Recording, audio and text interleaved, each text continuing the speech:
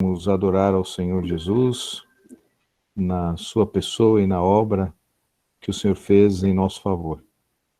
Pai, te agradecemos pela salvação, pela vida, e, ó Pai, é baseado nesta vida que estamos aqui reunidos para engrandecer o teu nome, adorá-lo pelo Deus que o Senhor é, e aprendermos, ó Pai, de ti, da tua palavra, o propósito da nossa vida, especialmente quanto ao trabalho, Deus, que temos focado neste tema.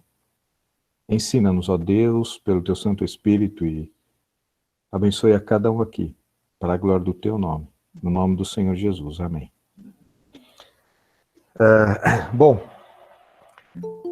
Vamos só rapidamente pegar um gancho daquilo que vimos domingo passado, né? E vocês vão lembrar que nós terminamos e focamos na frase já, mas ainda não, né? Ou seja, no fato e nas suas consequências. E vocês vão lembrar que nós dissemos que se nós não tivermos o já, não teremos o ainda não. Lembram disso? Para ter o ainda não, o já precisa acontecer.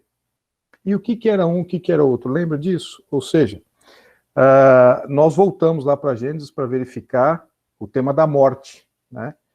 Quando Deus diz, ó, se comer, certamente vocês vão morrer, ou morrendo morrerás. E nós vimos que Deus deu um tempo para isso. Ele disse, no dia que vocês comerem, vocês vão morrer. E nós vimos que eles comeram do fruto que Deus disse para não comer. E o que aconteceu naquele dia? Eles morreram. Nós vimos o texto que ele fala, pela viração do dia Deus foi procurá-los. Então no dia eles morreram.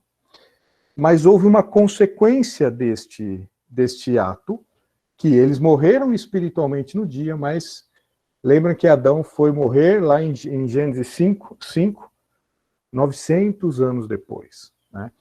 E o já, mas ainda não, é o fato e sua consequência, né?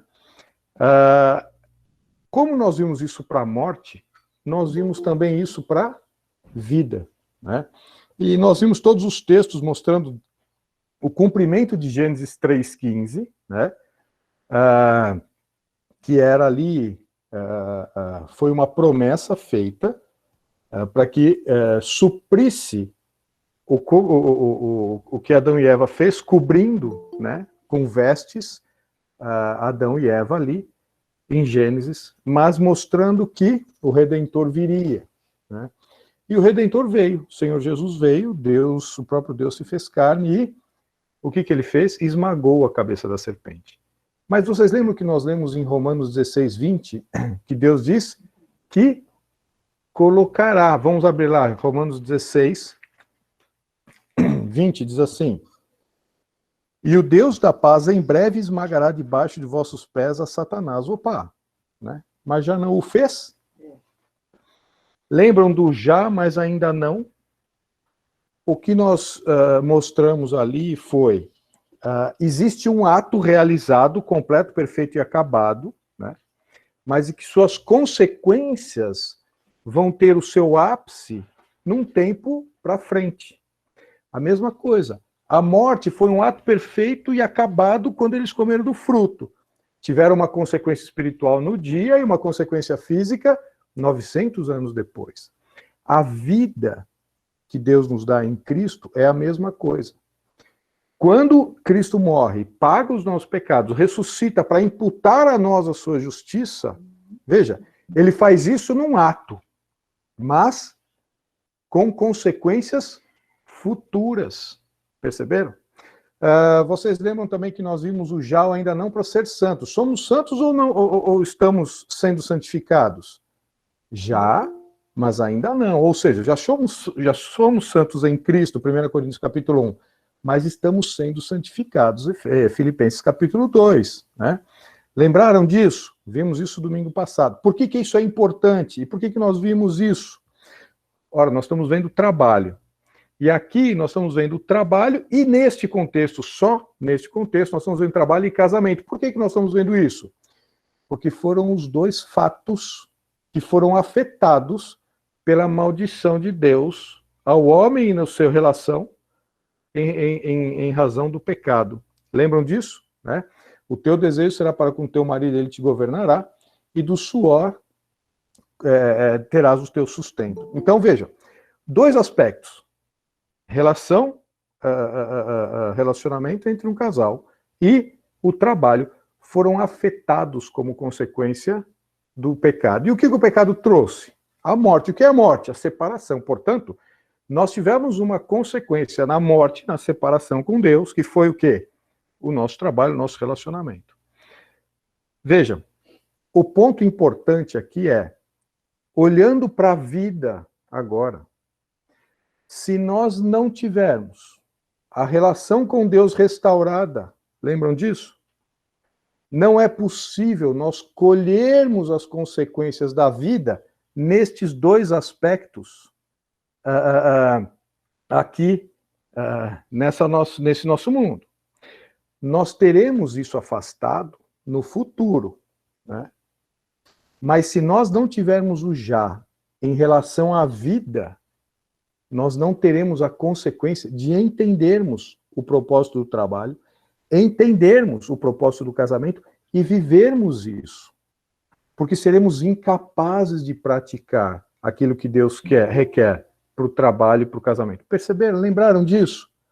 Vejam aqui, ó. Acontecendo o já, ou seja, a salvação, a vida, a reconciliação com Deus, as consequências começarão a ser visíveis, como reflexo da vida, como reflexo do já, ou como reflexo da justificação, da reconciliação com Deus, especialmente no trabalho e no relacionamento. Ah, mas nós vamos ter então, nós seremos, lembra que nós dissemos lá no primeiro estudo sobre a realização no trabalho, por que nós não temos a realização? Porque se ele é um trabalho, ele não é concluído. Lembram disso? Né? Que fizemos o contraponto com o descanso. Vamos recordando esses conceitos todos para mostrar o quê? Veja, o trabalho em si, ele não será completo, perfeito e acabado aqui. Ainda tem parte da salvação que não foi completada, que é a salvação do nosso corpo. Por isso vivemos no pecado, por isso temos as consequências do pecado no nosso dia a dia, perceberam? Mas o fato de já termos o já da nossa vida com Cristo, dessa reconciliação, nós começamos a ter o quê? As consequências visíveis dessa reconciliação. Entendendo o propósito do trabalho, sendo usados por Deus, e a ação do Espírito que passou a habitar em nós, para cumprirmos o propósito do trabalho e do relacionamento conjugal. Lembraram disso? Então vejam. E aqui é para recordar. Vocês estão vendo, né? Os slides? Ok. Aqui é para recordar as fases da salvação, né? O que é o já? O já é a justificação. E o que é o ainda não? É o aspecto da salvação, da glorificação. E a santificação? É o caminho que percorremos, aquele que começou a boa obra de completá-la até o dia de Cristo. Perceberam? Perceberam que sem o já, sem a justificação, nós não teremos a glorificação? Perceberam que com a justificação, o processo da santificação ele começa nas nossas vidas, rumo à glorificação, que é a última etapa da salvação, mas nós já colhemos os frutos desta santificação na nossa vida? É isso que nós estamos dizendo em relação a entendermos o propósito de ambos e vivermos o propósito de ambos. O que eu quero dizer é que os não nascidos de novo não conseguem entender e não conseguem viver o trabalho no propósito em que foi criado e um relacionamento conjugal pleno no propósito em que ele foi feito para existir. Perceberam? Perceberam que a nossa vida com Deus, a salvação que Deus oferece, é muito mais do que apenas nos levar para o céu? Esse é apenas, entre aspas, né, considerem esse apenas algo extremamente importante, mas é muito mais que isso. É por isso que Jesus diz o quê? Aquele que crê tem a vida eterna. A vida eterna já começou. Tem pessoas que falam assim, quando eu chegar no céu, vai começar a eternidade. Não. A eternidade já começou. Por quê? Porque os galardões que nós vamos receber lá é pelo bem ou mal que tivermos feito através do corpo, desse aqui.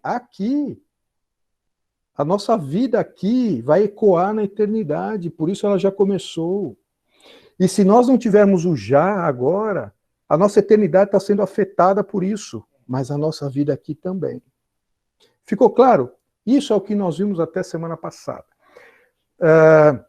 E aí, como o Lucas colocou muito bem, nós vamos fazer um grande parênteses hoje. Né? Mas qual é o tamanho desse parênteses? Então, vai durar todo o estudo de hoje. Né? Por isso que eu disse que é um grande parênteses. Por quê? Normalmente nós deixamos as perguntas para o final, né, depois do período das 7 horas, ou nós íamos reservar um tempo lá na frente para nós conversarmos um pouco sobre as questões práticas do dia a dia. Mas foram feitas algumas perguntas muito pertinentes, muito relevantes, algumas considerações importantíssimas dentro desse contexto, e nós precisamos trabalhar com essas perguntas para que nós caminhemos juntos para os outros aspectos. E vocês lembram que nós iríamos ver hoje a nossa missão, a nossa visão e os valores para atingir tanto a missão quanto a visão. Que é isso que nós encontramos em todas as empresas quando nós chegamos na recepção de qualquer uma delas e de qualquer instituição de ensino, em qualquer lugar, nós vamos ver o que lá? Qual é a nossa missão? Qual é a nossa visão? Quais os nossos valores? E o que Deus diz para nós em relação ao trabalho? Né? Mas nós vamos fazer uma parada hoje para falarmos um pouco das perguntas, das considerações feitas, que são extremamente relevantes. E quais foram elas? Vejam lá. A primeira delas vimos que trabalhar é servir. Né? E servir ao outro, nós adoramos a Deus. Mas a pergunta é, servir sempre? Como fazer diante de um ambiente hostil? Nós trabalhamos em ambientes não controlados, não é isso? Não é isso o nosso dia a dia? Com pessoas que não professam da mesma fé, que não têm os mesmos princípios, muito pelo contrário, muitas vezes. Como servir? Uma outra pergunta. No mercado de trabalho temos todos os tipos de situações. Como nos portar? Algumas delas, a depender de como nos portamos, seremos engolidos. É ou não é? Como abrir mão? Sempre.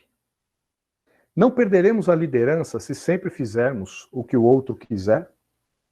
Como liderar se sempre nós estaremos abrindo mão em favor do outro? E mais uma pergunta é, abrir mão em qualquer situação? Vejam, diante dessas perguntas relevantes, importantíssimas, muito relacionadas com o que nós estamos dizendo, nós vamos precisar dar uma parada e caminhar um pouco por elas. Se vocês tiverem alguma outra consideração nesse sentido, fiquem à vontade, abram, mandem no chat que nós vamos considerar. Lembrando que nós vamos caminhar até às 7, aqueles que precisarem sair, façam isso, e vamos continuar só um pouco depois para algumas perguntas, algumas considerações que vocês queiram fazer. Tudo bem até aqui? Vamos caminhar, então. Antes de nós entrarmos nessas considerações propriamente ditas, eu queria que vocês abrissem 2 Pedro, capítulo 3. 2 Pedro, capítulo 3, versículo 1. Diz assim: Amados, esta é agora a segunda epístola que vos escrevo. Em ambas procuro despertar com lembranças a vossa mente esclarecida, para que vos recordeis das palavras que anteriormente foram ditas pelos santos profetas, bem como do mandamento do Senhor e Salvador, ensinado pelos vossos apóstolos. Veja, antes de nós entrarmos aqui em algumas questões práticas, em algumas respostas específicas, nós precisamos entender um pouco a estrutura de como Deus nos ensina, né? E Deus nos ensina por princípios, né? Deus não vai nos ensinar a sua vontade, vamos lá, e nós precisamos entender isso. A sua vontade genérica, Deus não nos vai ensinar individualmente. A vontade genérica de Deus, encontrada nas Escrituras, ela trata dos princípios de Deus. E onde estão esses princípios de Deus? Esses princípios de Deus, eles foram ensinados pelos profetas, cumpridos por Cristo, e onde os apóstolos colocaram o primeiro fundamento. Perceberam? Para que depois, baseados nos profetas, no que Cristo disse, e que foi transmitido pelos apóstolos num primeiro momento, nós comecemos a criar o edifício sobre isso. Lembre de 1 Coríntios capítulo 3? 1 Coríntios capítulo 3 diz que ninguém pode lançar outro fundamento que não foi Cristo, né? Portanto, Cristo é a base. Cristo é a base, e esse texto de 2 Pedro diz, anunciado pelos profetas. Portanto, não existe outra estrutura onde Cristo é a base. E nós somos aqueles que edificam sobre o fundamento. Quem foram os primeiros tijolinhos que edificaram sobre o fundamento? Os apóstolos. Portanto, aqui nós encontramos os princípios de Deus. O que nós estamos vendo agora são princípios, até agora. Ou seja, que trabalho é adoração. E adoração é servir ao outro. Como é que nós servimos servir a Deus? Como é que nós servimos a Deus? Quando servimos ao outro. Isto é um princípio. Isto é um pano de fundo, isto é a base. Né? Agora, como nós vamos trabalhar com o edificar em cima disso? Vamos lá. Vamos para Provérbios capítulo 26, versículo 4. E aqui, veja, eu tô criando aqui uma sustentação para nós irmos para as respostas, ok? Provérbios, capítulo 26, versículo 4 e 5. Vejam aqui. Diz assim: não respondas ao insensato segundo a sua estultícia, para que não te faças semelhante a ele. Versículo 5. Ao insensato, responde segundo a sua estultícia, para que não seja ele sábio aos seus próprios olhos. E a minha pergunta para vocês é: responde ou não responde? Perceberam? O que eu quero trazer para vocês é: e agora, dou esse passo ou não dou? Abro mão ou não abro mão? Me submeto ou não me submeto? Né? Lembra, o que nós estamos vendo aqui são princípios. Agora, e no caso que eu devo agir? Vamos para Êxodo capítulo 14, versículo 15. Êxodo capítulo 14, versículo 15.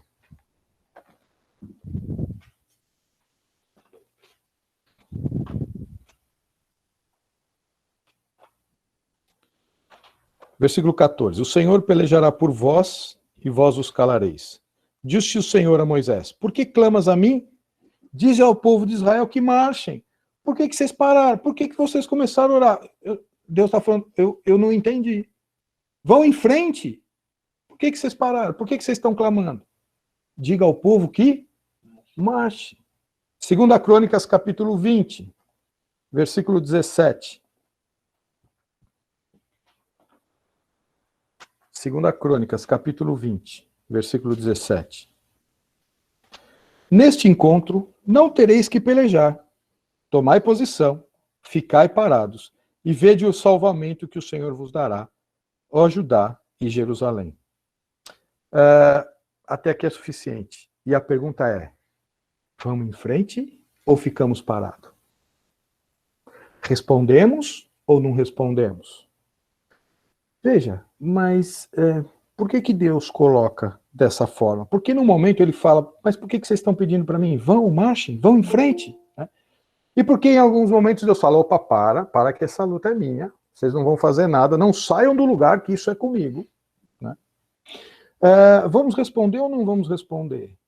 Salmo 32, versículo 8.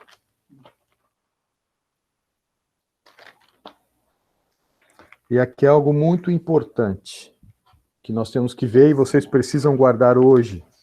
Salmo 32, versículo 8. Instruir-te-ei e te ensinarei o caminho que deves seguir, e sob as minhas vistas te darei conselho. Eu esse versículo me impressiona demais, porque é um versículo que diz que Deus vai falar o seguinte: coloca o pé esquerdo naquela pedra, o pé direito naquele outro lugar. Deus está dizendo, sobre as minhas vistas, eu vou falar o caminho que você vai seguir. Como assim, Deus? Mas é para responder ao insensato ou não é para responder? É para ficar parado ou é para não clamar e ir em frente? Como assim? Salmo, capítulo 25. Versículo 12. Ao homem que teme o Senhor, ele o instruirá no caminho que deve escolher. Nesse pano de fundo, nesses princípios que nós estamos colocando sobre o trabalho, é claro que, imaginem se nós conseguiríamos falar sobre o trabalho em 2 meses, não dá nem para começar, algo que sai de Gênesis vai até Apocalipse, algo que Deus, o Pai, fez como Criador, Deus fez como Salvador, de descanso sobre o trabalho. Nós estamos aqui tangenciando o tema trabalho. Veja, mas o ponto aqui é, a partir do momento que o já foi uma realidade, o ainda não da salvação, a salvação não está completa, perfeita e acabada nas suas 3 fases. Ela está completa, perfeita e acabada como um pacote de salvação, mas na nossa vida ocorreu a justificação, está ocorrendo a santificação e ocorrerá a glorificação. Lembraram disso? Então, neste aspecto, o que acontece? Esta base que Deus nos dá, abra mão em favor do outro, sirva o outro no seu trabalho para adorar a Deus, o que vai nos dar a real percepção ou a resposta, naquele caso concreto, para aquela atuação, para aquele meu chefe, naquele meu trabalho, na terça-feira, na quinta-feira, na segunda-feira, que é feriado, né? Amanhã, então. Ou seja, no meu relacionamento do dia a dia, sabe o que é? É a intimidade que nós vamos ter com o Deus que nós cremos. Se nós não tivermos essa intimidade, nós podemos ser salvos, justificados. E estamos patinando na santificação. Fiquem tranquilos que na segunda aliança Deus falou que vai fazer, quer queiramos, quer não, diferente da primeira. Mas se nós estamos sendo teimosos, se nós estamos precisando ser repreendidos aqui, se nós temos que ser corrigidos, Deus vai fazer. Mas o que vai acontecer aqui é, se nós não tivermos esse relacionamento com Deus, se nós não tivermos esse caminhar com Deus, nós teremos dificuldade para saber, agora vamos marchar ou vamos ficar parados? Perceberam que o servir ao outro, o abrir mão, é a base, é o fundamento, mas que precisa ter o quê? Uma vida com Deus, para nós entendermos. E agora? Quando dizer numa liderança, agora é por aqui. E quando numa liderança, assim, não, deixa eu ouvir, opa, eu vou recuar, eu vou ouvir o que o outro está dizendo. Perceberam? Isto é uma vida com Deus. E esta vontade, quando nós vimos que a vontade genérica Deus dá por princípios nas Escrituras, a vontade específica, ele vai falar com cada um de nós, à medida da nossa intimidade com ele. Percebemos? Esse negócio de intimidade, então, vai fazer eu ter todo o direcionamento da minha vida, como fazer, o que fazer. Então, eu tenho que começar isso logo. Então, já devíamos ter começado. Essa intimidade com Deus vai nos fazer mais próximos dele, vai nos fazer mais parecidos com o seu caráter. Vamos começar a produzir os frutos que ele vai fazer através de nós, percebemos? Pegue tudo isso e coloque dentro do trabalho. Como agir, quando agir, de que forma agir, perceberam? Então esse é um segundo passo importante naquilo que nós estamos comentando. Evidentemente que a vontade específica de Deus nunca, jamais irá contra a sua vontade genérica. Portanto, Deus nunca irá contra os seus princípios. Ah, mas eu estou sentindo aqui que Deus está me falando que é para dar aquele passo. Mas então, a Bíblia está dizendo ao contrário. Então, o que você está sentindo para dar aquele passo está errado. Porque na vontade específica de Deus, ela jamais será contra a sua vontade genérica. Percebemos? Percebemos a importância de entendermos os fundamentos de Deus, os princípios de Deus. Ok? Vamos lá, então isso serve para nós abrirmos mão, para nós servirmos aos outros, quando fazer uma coisa, quando fazer outra. Deus nos falará, põe o pé esquerdo naquela pedra. Na hora certa, no momento certo, da forma certa. Sem ferir nenhum dos seus princípios e da sua vontade genérica. Tudo bem? Vamos lá para Romanos capítulo 14. E aqui é um ponto importantíssimo sobre quando abrir mão. Né? Romanos capítulo 14. Porque o abrir mão nada mais é do que amar. O que Jesus fez? Jesus amou. Né? Como é que ele amou, Filipenses capítulo 2? Né? Tende em vós a mesma atitude que houve também em Cristo. Né? Ele não julgou como usurpação ser igual a Deus, mas ele assumiu a forma de servo. Esse texto, na sua continuação, o que mostra? Em que Jesus abriu mão da sua posição. Até a morte de cruz. Então, veja, quando Deus diz que ele nos amou, né, e morreu por nós, esta atitude é o quê? Um abrir mão. Olha, então, se nós temos que amar, por exemplo, as nossas esposas como Cristo amou a igreja, nós temos que abrir mão. Né? E vocês lembram todos aqueles textos que nós vimos em relação uns aos outros? Né? Nós temos que sempre considerar o outro superior a nós mesmos. Abrir mão, mas como é que é considerar o outro superior a nós mesmos? É como se cada um fosse o nosso chefe. Você já tem um chefe no seu trabalho? Então, imagine o seu irmão, as pessoas em casa, né, esposa, marido, filhos e tudo mais, todos considerando o outro superior, o outro chefe. Como é que funciona a liderança nisso? Né? Vamos para Romanos capítulo 14, versículo 13. Vejam aqui. Não nos julguemos mais uns aos outros, pelo contrário, tomai o propósito de não pôr de tropeço ou escândalo ao vosso irmão. Eu sei, e disso estou persuadido no Senhor Jesus, que nenhuma coisa é de si mesma impura, salvo para aquele que assim as considera, para esse é impura. Se por causa da tua comida o teu irmão se entristece, já não anda segundo o amor fraternal. Por causa da tua comida, não faças perecer aquele a favor de quem Cristo morreu. Em outras palavras, o que ele está dizendo? Abra mão, não é isso? 1 Coríntios 8, o que ele está dizendo? Abra mão. Paulo falava, se meu irmão se escandalizar, né, ao me ver comer carne sacrificada ao ídolo, Paulo fala, para mim não tem nenhuma importância. Eu sei que isso, o ídolo, atrás de cada ídolo tem um demônio, mas ele falou, para mim, eu comendo com ações de graça, não tem nenhum problema. Mas, se o meu irmão fraco na fé for se escandalizar por me ver comendo algo assim, o que Paulo diz? Eu jamais vou comer carne sacrificadas a ele. Então ele diz aqui, se por causa da tua comida não faças perecer aquele a favor de quem Cristo morreu. Não seja, pois, vituperado o vosso bem. Porque o reino de Deus não é comida nem bebida, mas justiça e paz e alegria no Espírito Santo. Versículo 18, de Romanos 14. Aquele que deste modo, olha aqui, ó. Aquele que deste modo serve a Cristo é agradável a Deus e aprovado pelos homens.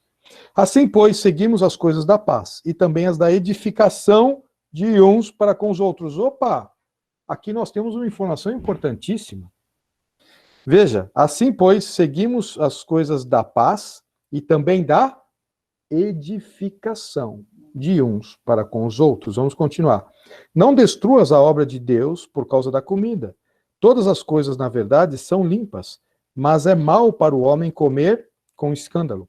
É bom não comer carne, nem beber vinho, nem fazer qualquer outra coisa com o que teu irmão venha a tropeçar, ou se ofender, ou se enfraquecer. A fé que tens, tem-na para ti, mesmo perante Deus. Bem-aventurado é aquele que não se condena naquilo que aprova. Mas aquele que tem dúvidas é condenado se comer, porque o que faz não provém de fé. E tudo que não provém de fé é pecado. Presta atenção no 15:1. Ora, nós que somos fortes, por que ele está usando essa expressão? Por causa do capítulo 14, versículo 1. Vamos voltar lá um pouquinho. Acolher o que é o débil na fé, o fraco na fé, não porém para discutir opiniões. Um crê que tudo pode comer, mas o débil come legumes, e assim por diante. É neste contexto que Paulo está tratando. Né? Aí ele diz aqui, Ora, nós que somos fortes, devemos suportar as debilidades dos fracos e não agradar-nos a nós mesmos.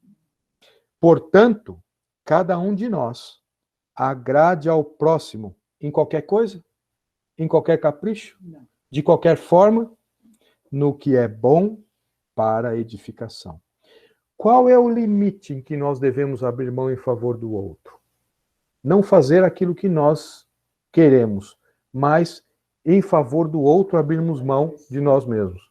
Quando for bom para edificação, para crescimento do outro, para não escândalo. Percebemos o limite?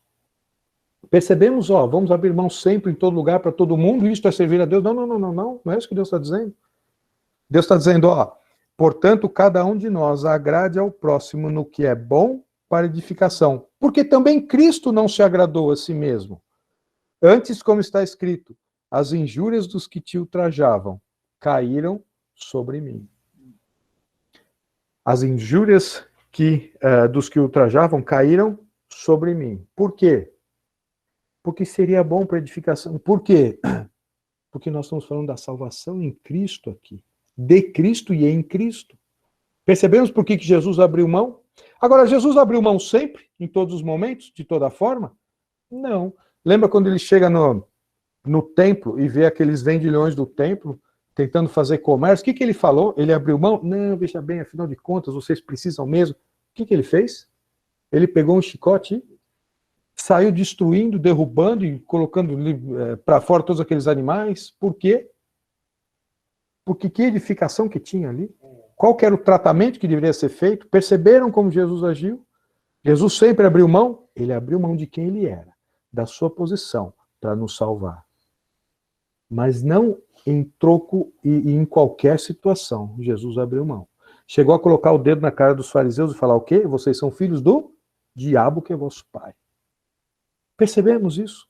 Percebemos os limites que nós temos? Mas eu tenho uma situação A, eu tenho uma situação B, mas como é que eu vou agir na minha empresa, como é que eu vou agir na minha casa, como é que... Vamos buscando estes princípios e a intimidade com Deus. E Deus vai falar, agora é o pé esquerdo naquela pedra. Perceberam? Tudo bem até aqui? Em relação à liderança, aqui eu só vou colocar um exemplo. Como nós vimos aqui essa questão do abrir mão do limite, da edificação do outro, e não sempre de qualquer forma, não, né?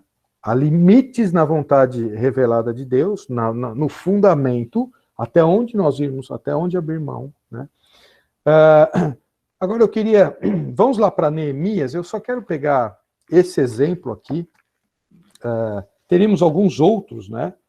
Para verificar oposições, para verificar um clima hostil, para verificarmos alguma situação que saia de uma zona de conforto, né? E eu queria destacar o que aconteceu aqui com Neemias. Vocês lembram que Neemias ali, o copeiro do rei, né? Um dia ele fica triste diante do rei, e ele já corria um risco de vida tremendo ali, né? Um risco do rei mandar matá-lo por aquela... Só pela a feição do seu rosto ali. E aí ele fala assim, como é que eu posso ficar assim se a cidade dos meus pais ela está completamente derrubada? Os muros estão derrubados, né? E nós conhecemos toda a história de Neemias. E Neemias fala assim, me permita e me dê cartas para que eu reconstrua os muros. E o rei fala, ok, pode ir, Neemias, reconstruir os muros. E vejam lá no capítulo 2, versículo 10. Disto ficaram sabendo Sambalá, o Horonita, e Tobias, o servo amonita. E muito lhes desagradou que alguém viesse a procurar o bem dos filhos de Israel. Opa! Está querendo o bem dos outros, esse tal de Neemias? O que ele veio fazer aqui? Querendo cercar a cidade de novo, voltar a Israel ser uma cidade murada, né? E ali os muros significariam fortaleza e tudo mais, né? E o que Neemias fez? Vamos lá no versículo 20.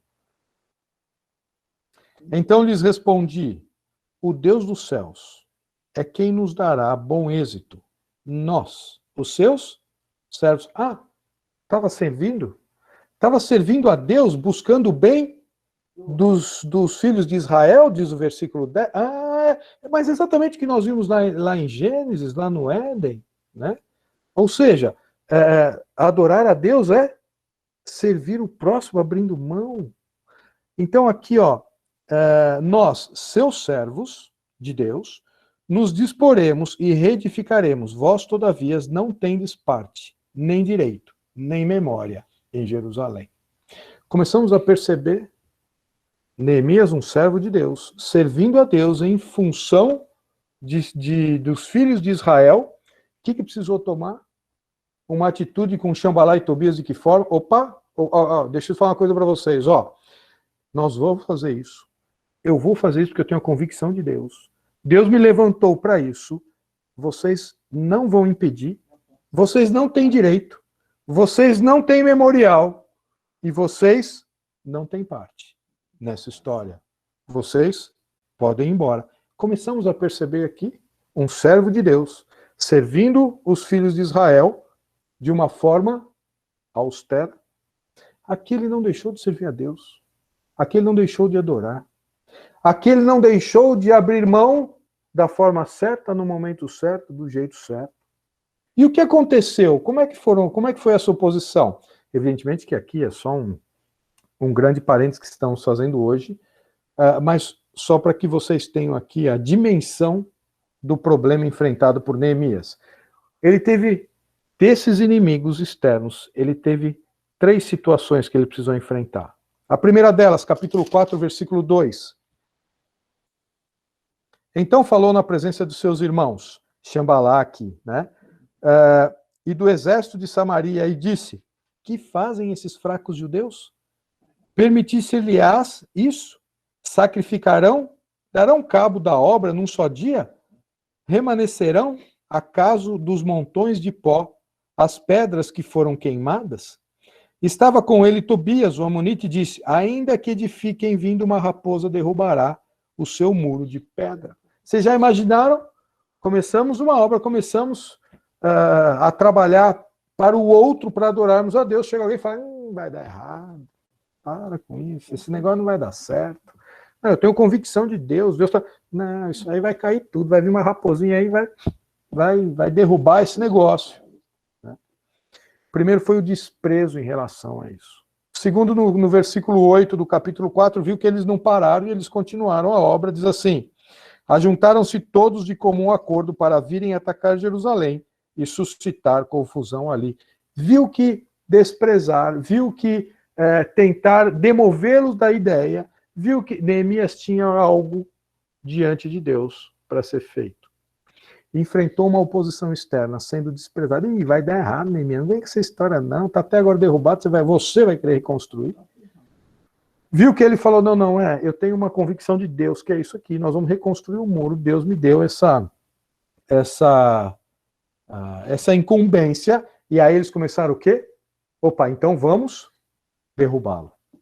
Vamos lá e vamos nos infiltrar no meio deles, para poder fazer com que ele pare. Capítulo 6, versículo 12.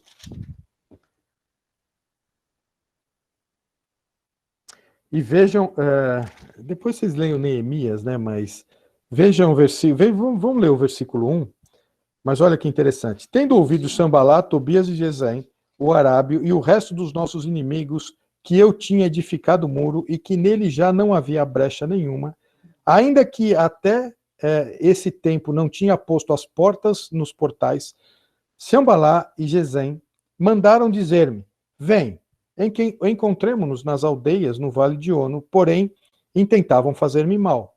Enviei-lhes mensageiros a dizer: estou fazendo a grande obra, de modo que não poderei descer, porque cessaria a obra enquanto eu a deixasse e fosse ter convosco. 4 vezes me enviaram o mesmo pedido. Eu, porém, lhes dei sempre a mesma resposta. Então Sanballat me enviou pela 5ª vez o seu moço, o qual trazia na mão uma carta aberta, e do teor seguinte: entre as gentes se ouviu, e Gesem diz que tu e os judeus intentais revoltar-vos, por isso reedificas o muro, e segundo se diz, queres ser o rei deles. e puseste profetas para falarem a teu respeito em Jerusalém, dizendo, este é rei em Judá. Ora, o rei ouvirá isso segundo essas palavras. Vem, pois, agora e consultemo-nos juntamente. Olha aqui, Neemias, nós estamos querendo te ajudar. Ó, se o rei ouviu o que você está falando por aí, você vai perder a cabeça. Né? Mandei-lhe dizer-lhe, de tudo o que dizes, coisa nenhuma sucedeu. Tu, do teu coração, é que o inventas. Porque todos eles procuravam atemorizar-nos, dizendo, as suas mãos largarão a obra, e não se efetuará. Agora, pois, ó Deus, fortalece as minhas mãos. Tendo eu ido à casa de Semaías, filho de Delaías, filho de Meetabel, que estava encarcerado, disse ele, olha aqui, prestem atenção, vamos juntamente à casa de Deus, ao meio do templo, e fechemos as portas do templo, porque virão matar-te, aliás, de noite, virão matar-te. Porém eu disse, homem, como eu fugiria? De quem há como eu que entre no templo para que viva? De maneira nenhuma entrarei. Então percebi que não era Deus quem o enviara. Tal profeta falou ele contra mim, porque Tobias e Sambalá o subornaram. Para isso subornaram para me atemorizar, e para que eu assim viesse a proceder e a pecar, para que tivessem motivo de me infamar e me vituperassem. Percebemos aqui? Percebemos uma obra sendo feita com oposição? Percebemos uma obra sendo feita com hostilidade? Mais ou menos aquilo que talvez encontramos no nosso dia a dia? Qual é o propósito de Deus? Nós temos absolutamente consciência e certeza do porquê que Deus nos colocou onde Ele nos colocou? Onde que nós temos que chegar? Até que ponto nós temos que abrir mão? Quando que nós temos que chegar? Ó, eu vou até aqui e não mais. Opa, para eu fazer a obra de Deus, onde Deus me colocou, nesse lugar, eu preciso ter um comportamento absolutamente honesto, rigorosamente ético. Esse é o meu caminho. Não, mas ele aqui, ó, não, mas olha, você não consegue aqui, dá um jeitinho aqui, todo mundo faz aqui no trabalho, você sabe que isso aqui é comum, o mercado é assim. Opa, percebemos aqui até onde temos que ir, podemos ir, vejam como Neemias. Neemias enfrentou oposição externa para a obra que Deus havia designado. Qual é a obra que Deus designou para mim e para você no trabalho? Adorá-lo? Servindo aos outros? Percebem que isso tem limites que nós vamos considerar? Como Neemias considerou. Né? E quais foram os inimigos internos dentro do povo de Israel? Neemias capítulo 4, versículo 10. Então disse Judá, já desfaleceram as forças dos carregadores, e os escombros são muitos. De maneira que não podemos edificar o muro. Então, Neemias, nós estamos começando a ficar cansados. Nós vamos parar com esse negócio aqui. Já é uma oposição interna. Já é algo dentro dos muros ali. Versículo 12. Quando os judeus que habitavam na vizinhança deles 10 vezes nos disseram, de todos os lugares de onde moram, subirão contra nós. Então pus o povo por família nos lugares baixos. Então, ele falou assim, e aí começaram a ter o quê? Tá tendo muito escombro aqui, nós não vamos dar conta, vamos parar com esse negócio. E já falaram, por 10 vezes foram avisar Neemias, Neemias, vamos fazer, eles vão vir aqui, vão destruir a gente. O que Neemias fez? Qual foi o propósito que Deus me colocou aqui? Capítulo 4, versículo 12. E eles começaram a ter medo. Os escombros são muitos, eles vão nos destruir. E no capítulo 5, versículos de 1 a 13, aqui mostra o quê? Um problema interno, quando eles chegaram para Neemias e falaram assim, Neemias, então, nós tivemos que empenhar as nossas terras, nós tivemos que hipotecá-las, nós tivemos que pedir dinheiro emprestado, agora nós temos que pagar, e você está fazendo muro, e como é que nós vamos plantar? E nós queremos trabalhar em Neemias aqui. Um aspecto relacionado à cobiça do povo, nós não estamos estudando esse texto, mas só para vocês entenderem, no contexto que nós estamos vendo, uma oposição dentro do povo de Israel, mostrando o quê? A cobiça, nós estamos querendo proteger o nosso, os outros que estão construindo, Neemias, vamos separar isso. E ele disse, não, Deus está nos unindo aqui, como uma nação, por isso que nós estamos reconstruindo o muro, percebendo? Percebemos aqui os nossos passos. Como eu vou trabalhar num ambiente hostil?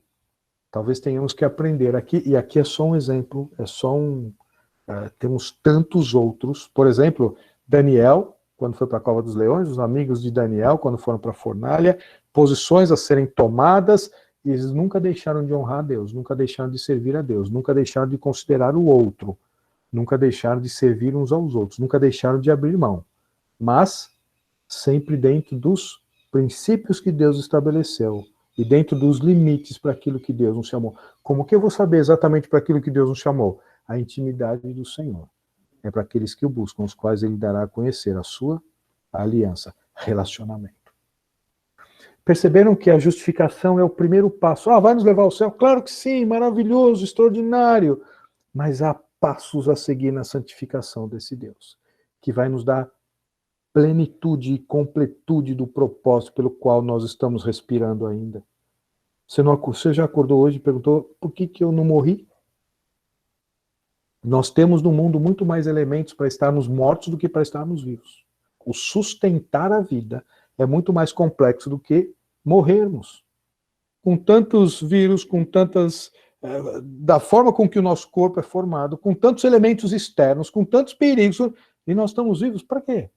Porque existe um propósito. Existe um propósito que Deus nos colocou onde Ele nos colocou. No trabalho, onde moramos, na igreja, com quem nós nos relacionamos. Percebemos isso? Há um propósito. Qual? Quais os limites? E Deus começa a nos falar, eu anunciei isso com os profetas. O fundamento é Cristo. Os apóstolos começaram a ensinar. E nós estamos construindo em cima disso. Neste fundamento que Deus está dando. Qual que é o fundamento? Trabalho e adoração. Como é que eu adoro a Deus? Servindo ao outro. Como é que eu sirvo o outro? Abrindo mão. Sempre, todo jeito, de que forma? Não percebemos. Quando? Qual é o melhor? Aqui é abrir mão? Ou agora eu preciso ser como Neemias? Opa, eu não vou atender o seu chamado. Não, mas já mandei chamar você 5 vezes, Neemias.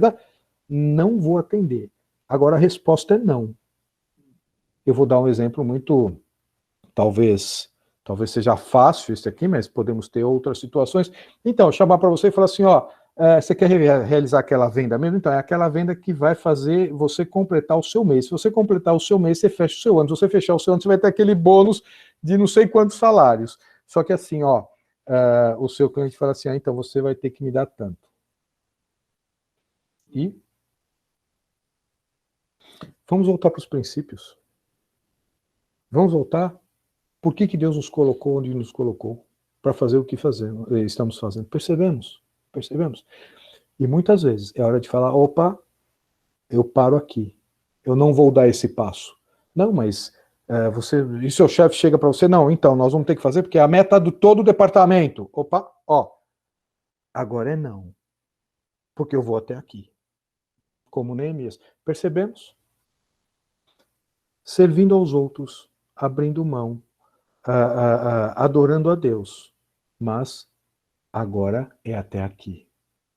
Percebemos a liderança de uma família? Maridos, né? Pais, abrindo mão em favor de filhos, abrindo mão em favor de esposa. Agora é até aqui. Porque daqui para frente é para a direita. Percebemos? Percebemos que essas coisas não são antagônicas, elas se completam. Jesus nunca deixou de ser servo. E sempre foi o líder da igreja. Ele é o cabeça da igreja. Ou ele perguntou para algum de nós, e agora, dedo, você quer ir para onde? Você quer ir para a direita, você quer ir para a esquerda, você quer ficar paradinho? O que você quer fazer? Opa, dedo, se mexe de acordo com o corpo, para o bem do corpo, da forma do corpo. Quem manda é o cabeça. Mas nós vamos ver que Jesus veio para servir e não para ser servido? Como assim? Percebemos os limites, percebemos até onde ir, percebemos que para entendermos isso, nós temos que entender os fundamentos. Para entendermos o fundamento, para sabermos o limite até prático, até onde ir, nós temos que ter relacionamento com Deus. Isso é vida cristã. E para isso, nós vamos entender não só o trabalho, não só o relacionamento conjugal. Nós vamos entender qual o propósito que nós estamos vivos ainda. Por que Deus nos deu uma doença, nos leva ao hospital e nos tira do hospital? Por que Deus nos tira de algum lugar e fala assim, eu fui demitido, e aquele negócio, parece que o mundo caiu, e agora? E meu chefe, ele é injusto. Ele só fala, Deus está te tirando de um lugar para te colocar em outro. Porque Deus diz que o coração do rei está na mão dele e ele inclina para onde ele quer. E você acha que o coração do rei vai estar e do seu chefe não vai estar? Ou de alguém com quem você se relaciona e define determinadas questões que talvez não estejam sob o seu controle? Ora, nós precisamos conhecer mais o Deus que nós cremos. Sabe qual a diferença entre nós e os amigos de Daniel que foram para a fornalha? Quando Nabucodonosor chega para eles lá em Daniel 3, fala assim, eu quero saber que rei que vai livrá-los da minha mão.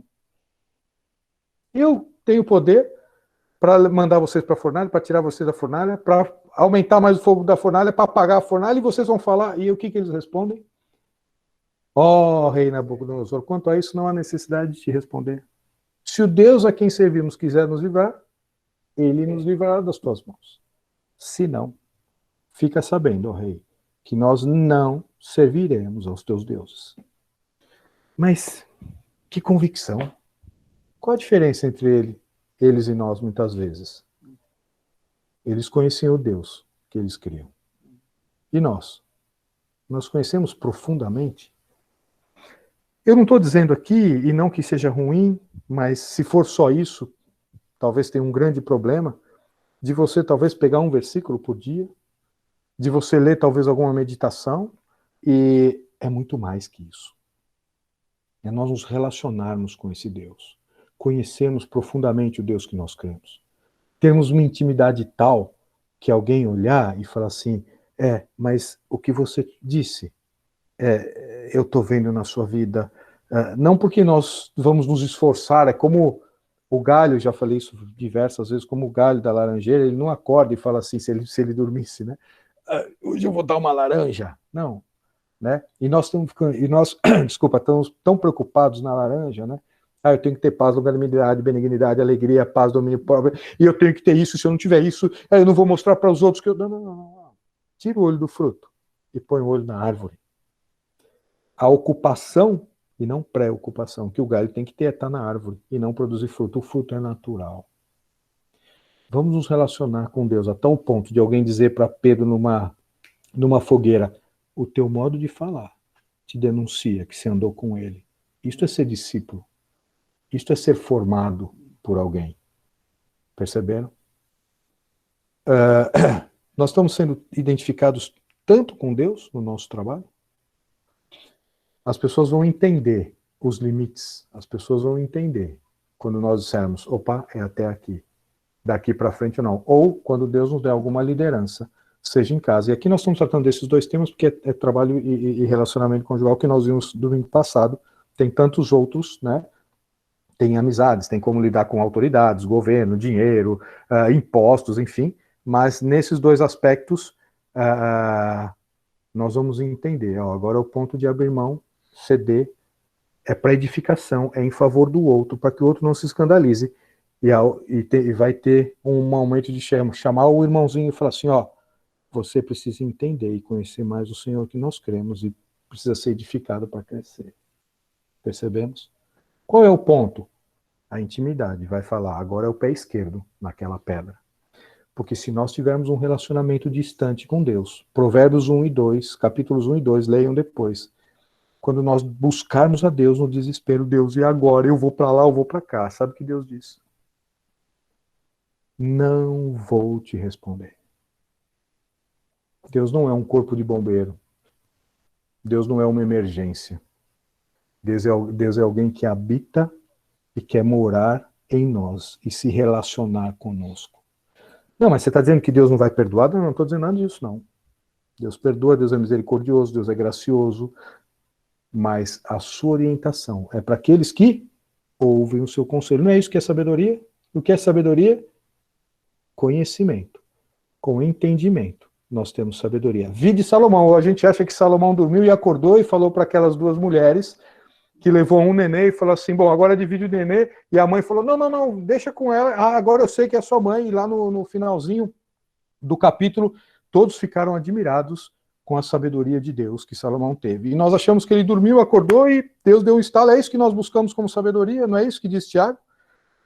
Se alguém necessita de sabedoria, peça a Deus que ele vai dar liberalmente. A pergunta é, como ele dá a sabedoria?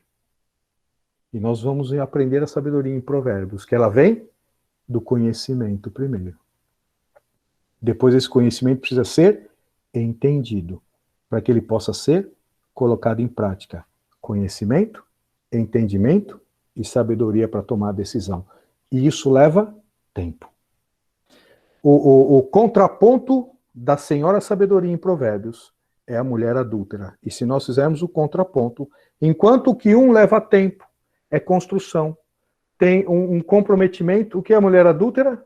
É o aqui e agora, é o fácil, é o rápido. Né? Vem para cá e vai embora. Perceberam o contraponto de Provérbios? E para terminarmos então, que temos mais 2 minutos, sobre esse grande parênteses, mas importantíssimo, por as perguntas muito pertinentes que vocês dividiram, o contraponto dos dois aspectos, né? Da senhora sabedoria e da mulher adúltera é um relacionamento, é uma construção, é um conhecimento de Deus. Percebemos? É isso que esse pano de fundo, esse fundamento vai nos dar o quê? A base para que nós tomemos uma decisão. Quando nós estivermos com um cliente, com um fornecedor, com uma equipe embaixo, com chefes em cima, dentro de casa, sendo marido na sua função, sendo esposa na sua função, sendo filhos na sua função, sendo pais nas suas funções, e assim por diante. Ok? Então, vamos fechar o parênteses aqui. E se Deus permitir, então, no domingo que vem, que era o tema de hoje, né, nós vamos ver missão, visão e valor. E só para dar aqui uma definição em relação a isso, missão é a razão do existir. Por que Deus nos fez? Por que existimos? As empresas têm isso como uma missão, por existir. Né? E nós? Qual é a nossa missão? Por que nós existimos? Nós vamos ver isso. 2, visão. O que se deseja ser? Aonde nós queremos estar daqui a algum tempo? Não é isso que as empresas têm? Qual é a visão? Onde eu quero chegar? Onde eu e você queremos chegar como cristãos? Como filhos de Deus aqui? E 3, os valores. As convicções que se baseiam as escolhas para justificar nossa missão e chegar onde queremos. Quais os valores que nós vamos usar para fazer isso? É isso que, se Deus quiser, nós vamos ver. Porque isso fundamenta os aspectos relacionados ao nosso trabalho. E eu quero terminar com Provérbios 29:18. Diz assim: não havendo visão, o povo perece. Aqui são as outras traduções embaixo, vocês devem ter uma delas. Não havendo profecia, as pessoas desistem. E vejam, eu gosto muito dessa última tradução. Não havendo revelação de Deus, as pessoas ficam desencorajadas. Vejam, aonde nós queremos chegar? E Deus está dizendo, se nós não tivermos um apontar de Deus, nós não chegaremos. Qual é o apontar de Deus para nós? Em relação ao nosso trabalho? É isso que nós vamos ver. Vamos orar? Pai querido, muito obrigado por esse tempo, muito obrigado pela tua palavra, muito obrigado, ó Deus, pelo tesouro e pela preciosidade, ó Deus, que é nos relacionarmos com o Senhor pela tua palavra. Pai, que o Senhor fale a cada um de nós. O Senhor ensine a cada um que está aqui, que a tua palavra possa ficar gravada em nós, para que o Senhor veja em nós aquilo que o Senhor produz em nós.